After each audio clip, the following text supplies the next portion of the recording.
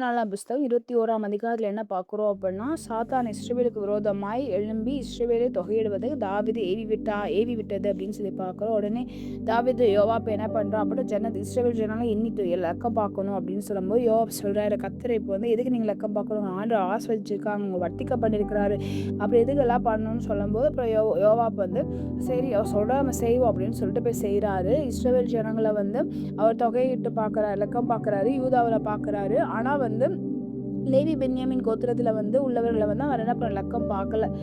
ராஜான் வார்த்தை வந்து யோவாவுக்கு வந்து ரொம்ப அருவருப்பாக இருந்துச்சு அப்படின்னு சொல்லி பார்க்குறோம். இந்த காரியங்கள் வந்து தேவனோட பார்வைக்கு ஆகாதபடியினால் அவன் இஸ்ரவேல் என்ன பண்ணானா வாதித்த பிறகுதான் தாவீதுக்குள்ள ஒரு இது வருது, ஐயோ தப்பு பண்ணிட்டேன் மன்னிச்சிடுங்க அப்படின்னு சொல்லி அவன் வந்து ஆண்டு சன்னிதானத்தில் நான் வந்து வெகு புத்தினமாக நான் செஞ்சுட்டேன் அப்படின்னு சொல்லி தாவீது வந்து ஆண்டு சன்னிதானம் பேசுகிறப்ப காத்து மூலமாக கர்த்தரோட வார்த்தை வருகிறது. 3 காரியங்களையும் உனக்கு முன்பாக நான் வைக்கிறேன், அதில் நீ எதை சூஸ் பண்ணுற அப்படின்னு ஆண்டு வந்து காத்து மூலமாக கேட்பதே நான் பார்க்குறோம். 3 வருஷம் பஞ்சம் இருக்கும், இல்லைன்னா பகைஞ்சனை வந்து பட்டயத்தினால நான் கொள்வேன், சத்துருக்கள் மூலமாக என்ன பண்ணுவேன் இது பண்ணுவேன் அப்படின்னு சொல்லி ஆண்டு அவங்க சொல்வதை பார்க்குறோம். அப்போ உடனே அவன் சொல்கிறான், உங்கள் காலை விழுறதான் பிரச்சனையே இல்லை அப்படின்னு நம்ம சொல்லும்போது, கொடிய இடுக்கண்ணில் அகப்படுகிறேன், இப்பொழுது கர்த்தாவே நான் உங்கள் காலில் விழுறேன் அப்படின்னு சொல்லும்போது கர்த்தரோட இரக்கம் மகா பெரியது அப்படின்னு சொல்லி அங்கே பார்க்குறோம். அதை சொன்னோன்னா ஆண்டு என்ன கொள்ளை நோய் அனுப்பி 7,000 ரூபாய் இஸ்ரவேல் ஜனங்கள் மரித்து போவதை நான் பார்க்கிறோம். மீண்டுமாய் அவன் ஆண்டவர் சொல்றதில் இது பண்ணுறான்,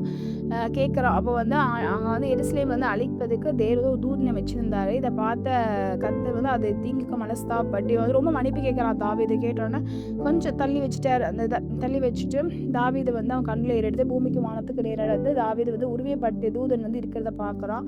நான் தான் தப்பு பண்ணேன், ஆடுகள் என்ன பண்ணுச்சு, அவங்க என்ன பண்ணா, இவங்க நான் என் தகப்பன் வீட்டுக்கு வந்து நீங்கள் வந்து விரோதமாக நீங்கள் என்ன பண்ணிட்டுருக்கீங்க அப்படின்னு சொல்லி அவங்க என்ன பண்ணா என்னை நீங்கள் தண்டிங்க அப்படின்னு சொல்லி அவங்க தாவீது அங்கே கேட்பதே பார்க்குறோம். உடனே ஆண்டவர் சொல்கிறாரு, எபூசியனாகிய ஓனான் களத்தில் போய் அங்கே வந்து கர்த்தருக்கு ஒரு பலிபீடத்தை நீ செய்யணும் அப்படின்னு சொல்லி ஆண்டவர் சொன்னாங்கன்னா அவங்க போகிறான்.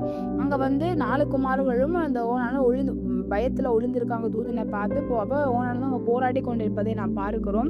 இது அங்கே நடந்துட்டுருக்கு. இது நடந்தோடனே தாவீது வந்து அங்கே போனோன்னா அவன் ஓனான் வந்து உங்களுக்கு தான் அந்த நிலம் அப்படின்னு சொல்கிறேன், இல்லை நான் காசு தரேன், நீ அந்த நிலத்தை எனக்கு கிடைத்தா அப்படின்னு சொல்லி அதேமாதிரி கொடுத்தோன்னா அந்த நிலத்தை வாங்க கர்த்தருக்கு பலி செலுத்துவதை பார்க்குறோம். அப்போ அந்த செகண்டே என்ன ஆச்சு அப்படின்னா அங்கே இருக்கிற தூதன் வந்து உரிய பட்டியத்தில் வந்து அவனோட பட்டியத்துக்கு உரையிலாம் வந்து திருப்பி போட்டதை நம்ம பார்க்க முடியும். கர்த்தர் தாமே உங்களை ஆசீர்வதிப்பாராக.